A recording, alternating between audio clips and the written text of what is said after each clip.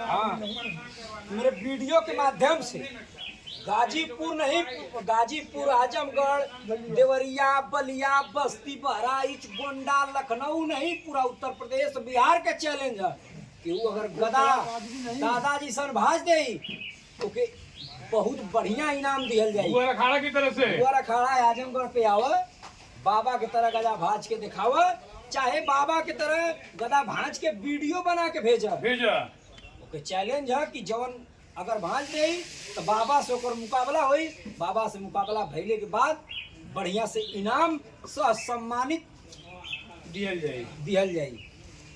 बाबा के उम्र में गदा भाजल बहुत काहे काट देत मर्दवा।